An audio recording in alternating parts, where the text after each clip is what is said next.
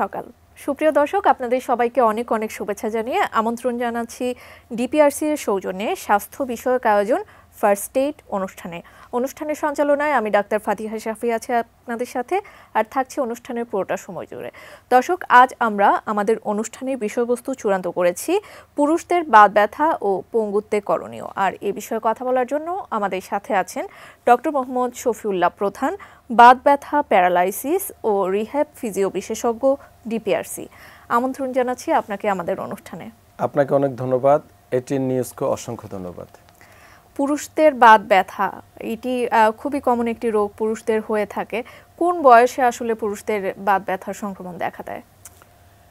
পুরুষরা আসলে আমাদের যে সমাজ ব্যবস্থা, আমরা সমাজের পরিবারের মূল দায়িত্ব ভূমিকা পালন করে থাকি এবং পুরুষরা যখন মূল দায়িত্বের ভূমিকায় থাকে, স্পেশালি পরিবারের, সমাজের, রাষ্ট্রের, এই সময়টাতেই তারা সবচেয়ে বেশি ব্যথা বেদনাজনিত সমস্যায় ভুগে থাকে বর্তমান বিশ্বের প্রেক্ষাপটে। আমরা যদি দেখি, একটা মানুষ কাজে যায়, সবচেয়ে বেশি বয়সটা হচ্ছে 30 থেকে শুরু করে 50-60 পর্যন্ত কর্মক্ষম থাকে। তো এই বয়সটাতেই আমাদের পুরুষরা বিভিন্ন ব্যথাজনিত সমস্যায় ভুগেন এবং বিভিন্ন শারীরিক অক্ষমতায় তারা বেশি ভুগেন কাজের ক্ষেত্রে। এটা যদি আমরা কারণ চিন্তা করি, প্রথমত এই বয়সে তারা যে কাজগুলো করেন, পেশাগত কাজ, এই কাজের ভুল এবং আমি বলবো অনেক সময় অদক্ষতা, কাজের অদক্ষতা, অনেক সময় নিয়মকানুন না জানার কারণ, এগুলি মানে মোস্ট অফ দ্য কেস আর কি। আর কিছু আছে, ধরেন পুরুষদের কিছু অটোইমিউন প্রবলেম, কিছু ইনফেকশনজনিত সমস্যা যেগুলা সারা বিশ্বেই থাকে। কমন কিছু আর্থ্রাইটিস, যেমন অ্যানকাইলোজিং স্পন্ডিলাইটিস, যেটা আমরা বলি আর্থ্রাইটিস, কমন বাতজনিত সমস্যা, এটা পুরুষদের কমন হয়ে থাকে। আমরা দেখি যেমন আমাদের অনেক পুরুষরা আছেন, ধরেন মধ্যপ্রাচ্য, দূরপ্রাচ্য, বিভিন্ন দেশে কাজে যায়, বয়স একটু মানে তারা যুবক হলেই আমরা আর্ন করার জন্য পাঠিয়ে দিই। তো আমার স্টাডিতে আমি দেখেছি যে রুগীগুলো আসে, যে 2 বছর হলো সে বিদেশে গিয়েছে, সে চলে আসছে, কেন? কোমর ব্যথা, সে আর নড়তে পারছে না, ঘাড় ব্যথায়, বা তার একটা প্যারালাইসিসে আক্রান্ত, পক্ষাঘাতগ্রস্ত হয়ে গিয়েছে। আমরা যদি রুগীর হিস্ট্রি নেই, কারণ দেখি, আমাদের এই পুরুষ রুগীগুলা যেটা হচ্ছে, ধরেন বলা হয়েছে তাকে ওখানে গিয়ে কোনো একটা অফিস জব করবে, ডেস্ক জব করবে, কিন্তু ভিসা সংক্রান্ত জটিলতায় সে ওখানে গিয়ে ওই কাজটা আর করতে পারছে না। তাকে পাঠানো হলো মাজরা মানে হচ্ছে খেতে খামারের কাজের ক্ষেত্রে, তাকে পাঠানো হলো কোনো একটা লেবারের কাজে, কোনো একটা কনস্ট্রাকশন বিল্ডিং এর কাজে, যে কাজটা সে বাংলাদেশে কখনো করে নাই। এই যে কমন পেশাগত ইনজুরিগুলা একেবারেই কমন। একটা ইয়াং মানুষকে আমরা কখনো আশা করি নাই যে সে এই জাতীয় ইনজুরিতে ভুগবে, কিন্তু হচ্ছে ডিউ টু ওই যে তার পেশাগত দক্ষতা নাই, সে জানে না। আবার অনেক ক্ষেত্রে যারা কাজে হয়তো ওই কাজে যাচ্ছে, কাজটা সে বাংলাদেশে করে যায় নাই, বা আপনার যে কাজটা আপনি করার কথা সেই কাজটাতে আগে ট্রেনিং নেই। কিন্তু আমাদের কিছু পেশা আছে, যেমন আমরা যদি আর্মির কথা বলি, আমাদের বিভিন্ন ডিফেন্স, বিভিন্ন যেমন পুলিশ বা অন্যান্য পেশা, যে সকল পেশাতে আপনাকে ট্রেনিংয়ের প্রয়োজন, এই পেশাগুলোতে হ্যাজার্ডগুলো অনেকাংশেই কমে আসে, কারণ তারা জানে যে কি করতে হবে।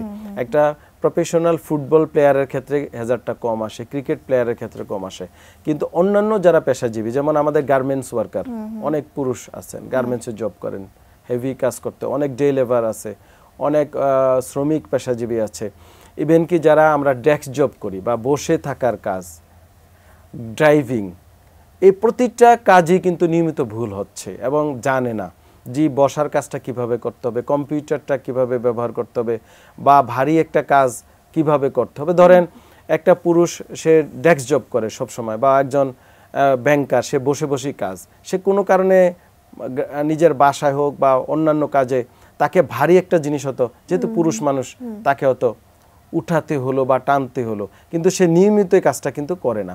এই যে হঠাৎ করে করলো, তখনই কিন্তু সে একটা ইনজুরিতে পড়ে যাচ্ছে, একেবারেই কমন। আমরা প্রায় এই জাতীয় সমস্যাগুলো পাই পুরুষদের ক্ষেত্রে। আর পুরুষ বয়স বাড়ার সাথে সাথে নারীদের তুলনায় নারীদের আমরা বলেছি আমাদের আগের পর্বে যে বেশি সমস্যা হয়ে থাকে, কিন্তু পুরুষ বয়স বাড়ার সাথে সাথে তার এই যে আগের ইনজুরিগুলা, যে সকল ইনজুরিগুলাতে সে ভুগছিল, পেশাগত ইনজুরি, এগুলা বয়স বাড়ার সাথে সাথে যদি সে স্বাভাবিক কোনো কাজকর্মে না থাকে, যেমন অনেকে আছে রিটায়ারমেন্টে চলে গেল, যে জবটা আগে করতে এখন আর করে না, বা হাঁটা চলাফেরা বন্ধ হয়ে গেছে, তখন কিন্তু অনেকাংশে ডিসেবিলিটিতে সে আক্রান্ত হয়ে আসে। পুরুষদের এই এই এই প্রবলেমটা আমরা সবচেয়ে বেশি পাই, কারণ আগের ইনজুরি এবং পরবর্তীতে ইনঅ্যাক্টিভিটি, মুভমেন্ট না থাকা, কাজকর্ম না করা, এই চলাফেরা না করা। অনেকে বলে আচ্ছা বাবা বড় হয়েছে, এখন আপনার দরকার নেই, আপনি বাসায় থাকেন, ঘুমায় থাকেন, বসে থাকেন, পারলে একটু মসজিদে যান বা মসজিদে গিয়ে বসে থাকে। এই যে ইনঅ্যাক্টিভিটিগুলা, এটা থেকে কিন্তু পুরুষের বিভিন্ন শারীরিক ব্যথা বেদনা এবং অক্ষমতা এগুলা কমনলি আসতে পারে। আচ্ছা আচ্ছা, কিন্তু শ্রমজীবী মানুষ, আপনি কিছুক্ষণ আগে যেরকমটা বলছিলেন যে শ্রমজীবী মানুষ যারা হেভি ওয়েট লিফটিং করে থাকে, তাদের ক্ষেত্রে আসলে, বা মধ্যপ্রাচ্যেও যারা কাজ করে থাকে, তাদের ক্ষেত্রে আসলে কি কি সমস্যা নিয়ে আপনাদের কাছে আসেন? ধন্যবাদ। হ্যাঁ, এটা একেবারেই কমন। আমরা যে সমস্যাগুলা পাই, একটা ভালো মানুষ কোনো সমস্যা ছিল না, কাজ করার পরে ধরেন সামনে ঝুঁকে ঝুঁকে হেভি ওয়েট লিফট করতে হয়েছে, ওই যে নিচে বসে বসে তার কৃষিকাজ করতে হয়েছে, বা শ্রমিক পেশাজীবী যে তাকে যে পরিমাণ ওজন তাকে ক্যারি করার কথা, ধরেন আমরা ওজন ক্যারি করার রুলস আছে, কারো যদি 70 কেজি ওজন হয় নিজের, তাহলে সর্বোচ্চ সে 50% ওজন ক্যারি করতে পারে, ধরেন 35 কেজি। এখন সে যদি 40-50 কেজি তার ওজনের বেশি সে ক্যারি করে না জানে এবং নিয়মিত করে, তখন কমন ইনজুরি আমাদের কাছে নিয়ে আসে মেরুদণ্ডের ইনজুরিগুলো, স্পেশালি ঘাড়ের ইনজুরি, হাঁটুর ইনজুরি, কোমরের ইনজুরি। এগুলার মধ্যে অন্যতম ডিস্ক প্রলাপস বা স্লিপ ডিস্ক বা পিএলআইডি বা সায়াটিকা, এবং ঘাড়ের ক্ষেত্রে সেম ডিস্ক প্রলাপস নিয়ে আসে, ঘাড় ব্যথা, অনেক সময় পা ফুট ড্রপ, প্যারালাইসিস হয়ে যেতে পারে, কমন ইনজুরি, প্রফেশনাল হ্যাজার্ড যেগুলো নিয়ে আসে। অনেক সময় আমাদের অনেক লোকজন আছে যে সেফটি শু ইউজ করতে হয় পেশাগত কাজের কারণে, তো সেফটি শুটা হচ্ছে খুব হার্ড একটা জুতা এবং খুব ওভারওয়েট, সে আগে কখনো অভ্যস্ত না বা জানে না, এবং সেফটি শুর মধ্যে ভিতরে কিন্তু আবার এক্সট্রা আপনাকে কিছু আপনার আমরা বলি অর্থোসিস ইউজ করতে হয়, এটা রুগীরা বা মানুষ জানে না, যখন রোগ হয় তখন তারা হয়তো আমাদের কাছ থেকে জানে। তো এই যে সেফটি শুর কারণে দেখা যায় যে তার গোড়ালির পেইন হয়, তীব্র ব্যথা, ওখানে হাড় বৃদ্ধি হতে পারে, হাঁটুতে পেইন হয়, খুব দ্রুত আর্থ্রাইটিস ডেভেলপ করছে। পাশাপাশি অনেক সময় যারা হেভি ওয়ার্কার, তারা যে পরিমিত পানি খেতে হয় এটা জানে না, পানি ডিহাইড্রেটের কারণে দেখা যায় খুব দ্রুত বিভিন্ন ইনজুরিগুলো আরো বেশি হতে থাকে, মাস্কুলোস্কেলেটাল ডিসেবিলিটি এগুলা কমন। এবং অনেক ক্ষেত্রে দেখা যায় যে কাজের সাথে যে নিউট্রিশনাল যে ঘাটতি, খাবারের ব্যাপার থাকে, যারা আমরা বলছি বাইরে থাকে, দেশের বাইরে, মধ্যপ্রাচ্যে বা মালয়েশিয়া, সিঙ্গাপুর, অন্যান্য দেশে আমাদের যারা কাজ করে, তারা কিন্তু ওখানে যে ব্যালেন্স ডাইটটা খাওয়ার কথা সেটা তারা পায় না। আর মূল কারণটা হচ্ছে সময় নেই তাদের হাতে, কারণ পাকশাক তো করতে হয়, নিজেদের পাকশাক নিজেদের করতে হয়, তখন তারা একই রকম খাবার কিন্তু প্রতিনিয়ত এবং জাঙ্ক ফুড খেয়ে থাকে, ফাস্ট ফুড খেয়ে থাকে, এবং কাজের যে ভুল, পরিবেশগত প্রবলেম, সিকিউরিটি, ফিজিক্যাল বিভিন্ন আপনার এই যে আমরা বললাম সেফটি ইস্যু, এই সকল কারণে বিভিন্ন ইনজুরি নিয়ে আসে। এবং খাবার, একই রকম খাবারের কারণে দেখা যায় যে আমরা প্রায় রুগী পাই 30-35 বছর বয়সী স্ট্রোক করে আমাদের কাছে আসে। মধ্যপ্রাচ্যে বা এই সকল দেশে যে ফাস্ট ফুড খায় প্রচুর, এবং রেড মিট, প্রচুর মাংস জাতীয় খাবার, এবং এই খাবারগুলি প্রসেস ফুড বেশি খায় তারা, অনেক সময় খেয়াল করে না, তখন দেখা যায় যে স্ট্রোক করে বসে, তখন এই শারীরিক অক্ষমতা নিয়ে চলে আসে, হয়তো কাজ করতে গেল আর্ন করার জন্য, উল্টো একটা বোঝা হয়ে আবার ফিরে আসে। তারপরে হচ্ছে ওখানে যে খাবারগুলো বেশিরভাগই হচ্ছে সামুদ্রিক মাছ, ফাস্ট ফুড যেটা আমি বললাম, তা থেকে আমাদের যে পিউরিন রিচ ডাইট কমন, এই পিউরিন রিচ ডাইটের কারণে বডিতে ইউরিক অ্যাসিডের লেভেল বেড়ে যায়, এবং গাউটি আর্থ্রাইটিস, মানে সারাক্ষণই শরীরে ব্যথা থাকবে এই খাবারের কারণে। এবং ওই যে মিষ্টি জাতীয় খাবার যেটা বডিতে বিভিন্ন প্রদাহ তৈরি করে, তো এইগুলা হচ্ছে একেবারে কমন, মানে আমাদের যারা পুরুষরা আছেন স্পেশালি দেশের বাহিরে থাকেন তাদের এটা কমন। আর বাংলাদেশে যারা আছেন তাদের তো বললাম যে পেশাগত তাদেরও মানে বাহিরের কাজের পেশাও একরকম ইনজুরি হচ্ছে, বাংলাদেশে যারা আছি আমরা এদেরও কাজের ক্ষেত্রে ভুলভাবে কাজের ক্ষেত্রে বিভিন্ন শারীরিক অক্ষমতা আসতে পারে। আচ্ছা, তো এই যে ব্যথা হচ্ছে আমাদের একটি বিষয়ে আজকে সংযুক্ত আছে, সেটি হচ্ছে পক্ষাঘাত গ্রস্ত হয়ে থাকে বা প্যারালাইসিস হয়ে থাকে। তো সেই সব রোগীদের ক্ষেত্রে আসলে কি কি দিক নির্দেশনা থাকে বা বাত ব্যথার সাথে কিভাবে রিলেট করে, এই বিষয়গুলো নিয়ে আমরা আসলে আলোচনা করতে যাচ্ছি। এইটি আমরা বিজ্ঞাপন বিরতির পর আলোচনা করব। আচ্ছা দর্শক, সময় হয়ে গেল ছোট্ট একটি বিজ্ঞাপন বিরতির, কোথাও যাবেন না, আমাদের সাথেই থাকুন।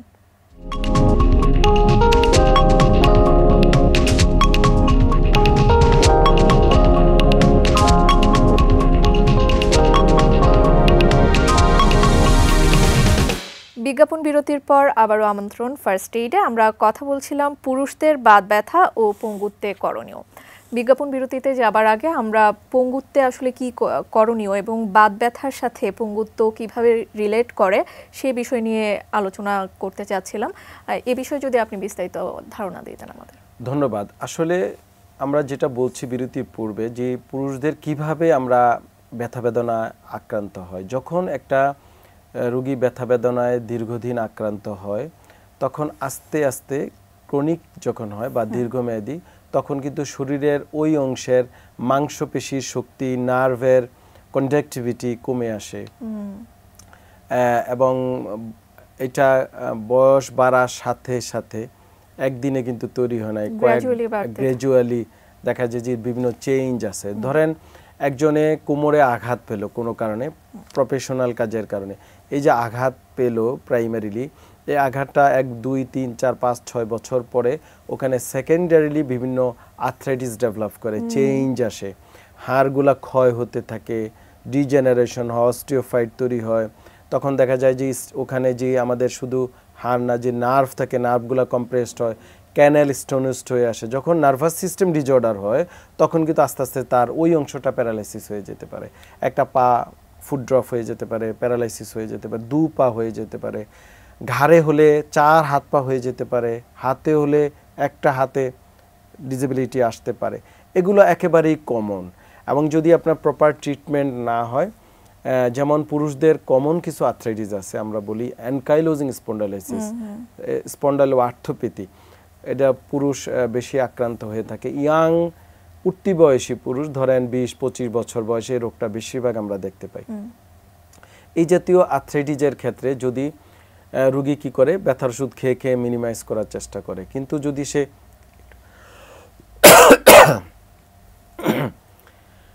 রোগী ব্যথার ওষুধ খেয়ে খেয়ে মিনিমাইজ করার চেষ্টা করে, কিন্তু এটা যদি না করে রোগী ডায়াগনোসিসটা কনফার্ম করে, প্রপার ডায়াগনোসিস করে, কারণ এই আর্থ্রাইটিসে যেটা হয় প্রতিটা জোড়া আপনার অ্যানকালোসিস হয়ে যায়, মানে জোড়াগুলা লেগে যায়, অস্টিওফাইট ডেভেলপ করে, আস্তে আস্তে সে কুঁজো হয়ে যাবে, মানে জোড়া লেগে গেলে একটা মানুষ কিন্তু আর মুভমেন্ট করতে পারবে না।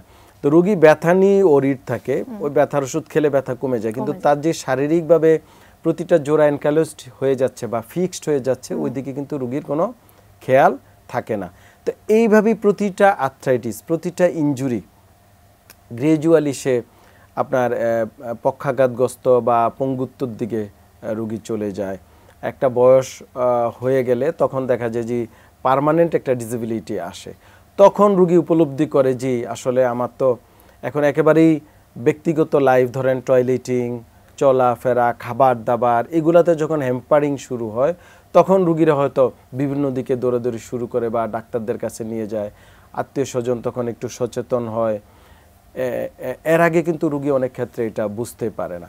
তো প্রতিটা আপনার ইনজুরি, প্রতিটা আর্থ্রাইটিস বা পুরুষের যে কোনো ইনজুরি ক্ষেত্রে যদি শুরুতেই আপনাকে অ্যাড্রেস করা হয় এবং পুনর্বাসন ট্রিটমেন্ট পাশাপাশি নেওয়া হয়, রিহ্যাবিলিটেশনের ট্রিটমেন্ট নেওয়া যায়, তাহলে কিন্তু এই পঙ্গুত্ব কিন্তু আসার কোনো সম্ভাবনা থাকে না। কারণ হচ্ছে যেই অংশটা আপনার ইনজুরি হলো আমরা যখন দেখি, সেই অংশটাকে যদি আমরা কম্প্রেশন থাকে ডায়াগনোসিস করে সেটাকে যদি আমরা ডিকম্প্রেশন করে দেই, মাসেলটা উইক হয়ে যেতে পারে, মাসেলকে আমরা বিভিন্ন এক্সারসাইজ দেই, স্ট্রেংথেনিং দেই।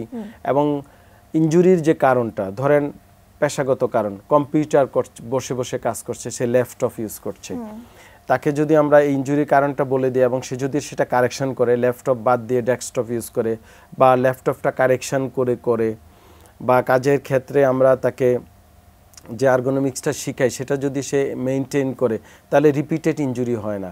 ধরেন কারো একটা ডিস্ক প্রলাপস হলো ঘাড়ে C4-5-এ, যদি সে একই কাজ করতে থাকে তাহলে 5-6-এ হবে, 6-7-এ হবে, একইভাবে কোমরের ক্ষেত্রে হবে। মানে একটা ইনজুরি আপনাকে আরও কয়েকটা ইনজুরি তৈরি করে।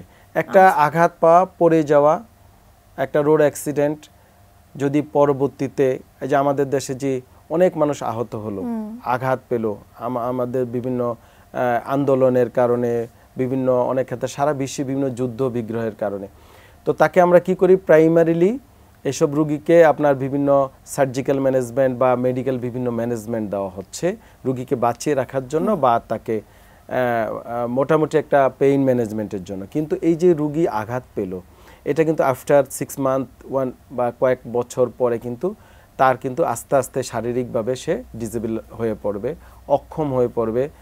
ধরেন বয়স 30 হোক, 35 হোক আর 60-70 হোক, সে আস্তে আস্তে কর্মহারা হয়ে পড়বে। তো আমাদের যে কোনো আঘাত পরবর্তী যে কোনো কাজের ক্ষেত্রে যদি আমরা পুনর্বাসন এবং ফিজিওথেরাপিউটিক ট্রিটমেন্টগুলো আমরা পাশাপাশি রুগীদেরকে আমরা দেই, করাই, এক্সারসাইজগুলো শিখাই, আর্গোনমিক্স কারেকশন করি, তাহলে কিন্তু আপনার এই ডিসেবিলিটি আসার কোনো সুযোগ নাই। এবং ডিসেবিলিটি থেকে রুগী নিজেও বুঝতে পারে যে তাকে কিভাবে মেনটেন করতে হবে বা কোন এক্সারসাইজটা করলে সে এই ডিসেবিলিটি থেকে ভালো থাকতে পারে। ধরেন পিএলআইডি, কোমর ব্যথার ক্ষেত্রে কমন, পিএলআইডি জনিত ডিসেবিলিটি কমন কি হতে পারে, দুপা শক্তি হারিয়ে ফেলতে পারে। তো সেই ক্ষেত্রে আমাদের কাজ কি, আমরা বিভিন্ন থেরাপিগুলো দিয়ে থাকি রুগীদেরকে পিএলআইডি কারেকশনের জন্য।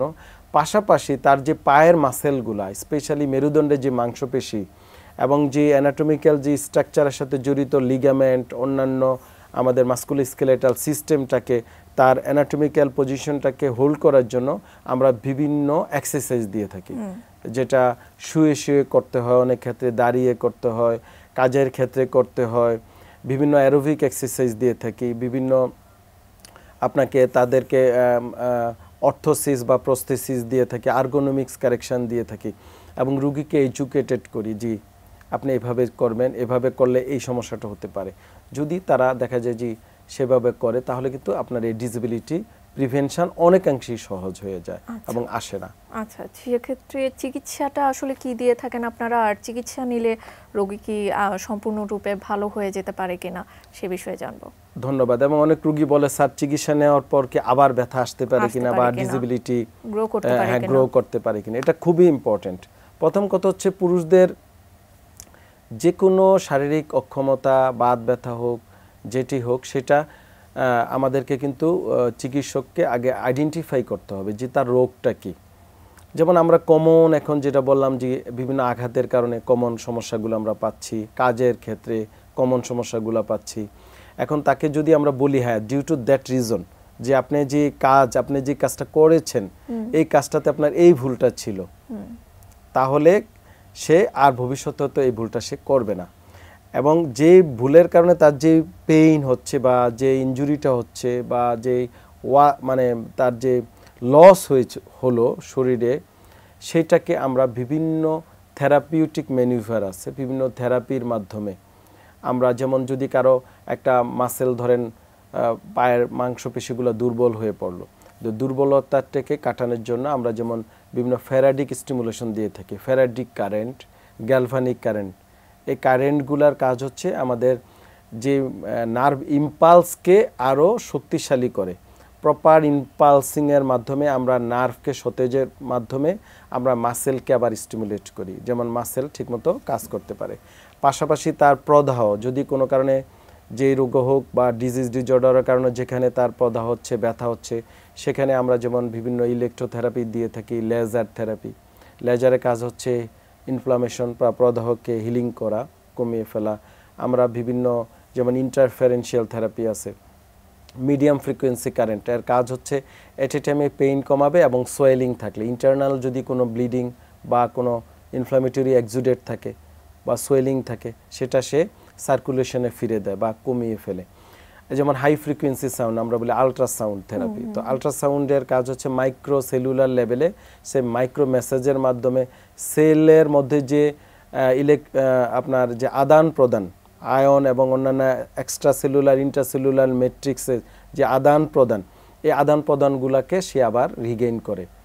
এবং পাশাপাশি আপনার পেইন থিওরির মাধ্যমে, পেইন গেট থিওরি বলি, এই পেইন গেট থিওরির মাধ্যমে পেইন কমায়। যেমন ধরেন আপনি মরফিন বা প্যাথিডিন বা NSAIDs ধরেন ডাইক্লোফেন ট্যাবলেট কিভাবে কাজ করে বডিতে গিয়ে, সে কেমিক্যাল বিভিন্ন রিঅ্যাকশনের মাধ্যমে বডিতে পেইন ম্যানেজমেন্ট করে। কিন্তু ধরেন একটা রোগীর শুধু কোমর ব্যথা, শুধু হাঁটু ব্যথা, শুধু হাঁটুর ডিসেবিলিটির ব্যথার কারণে সে ভুগছে, তখন আমরা এই যে সিস্টেমিক পেইন কিলার না দিয়ে, ওভারঅল বডিতে না দিয়ে, আমরা শুধু যদি হাঁটুতেই আমাদের যে ইলেকট্রোথেরাপিগুলো আছে সেটা ওইখানে যদি অ্যাপ্লাই করি লোকালি, তাহলে কিন্তু এটা ট্রিটমেন্টটা অনেক সেফ এবং লোকাল পেইনটাও কমবে এবং তার ফুল বডিতে আমাদেরকে কোনো কেমিক্যাল বা কোনো একটা ওষুধ প্রয়োজন হচ্ছে না। ওষুধটা খাওয়াটাও আসলে পরবর্তীতে ইন ফিউচারে প্রবলেম দেখা দিতে পারে। জি, অসংখ্য ধন্যবাদ আপনাকে আপনার সুন্দর উপস্থাপনার জন্য। আমরা পরবর্তীতে এই বিষয়ে সুযোগ হলে আরো অনেক কিছু জানার চেষ্টা করব। আপনাকে অনেক ধন্যবাদ। ATN নিউজের দর্শক কলা কৌশলী সবাইকে অসংখ্য ধন্যবাদ। দর্শক, আপনাদের অসংখ্য ধন্যবাদ আমাদের সাথে এতক্ষণ যুক্ত থাকার জন্য। আমি জানি এই অনুষ্ঠানের মাধ্যমে পুরুষদের বাত ব্যথা ও পঙ্গুত্বে কি করতে হবে সেই সম্পর্কে আপনারা বিস্তারিত ধারণা পেয়েছেন, আর আপনারা ধারণা পেলেই আমরা অনুষ্ঠানের সার্থকতা খুঁজে পাবো। পরবর্তী পর্ব দেখার আমন্ত্রণ জানিয়ে আজকের মতো এখানেই শেষ করছি। সে পর্যন্ত সবাই ভালো থাকবেন, সুস্থ থাকবেন, ATN নিউজের সাথেই থাকবেন।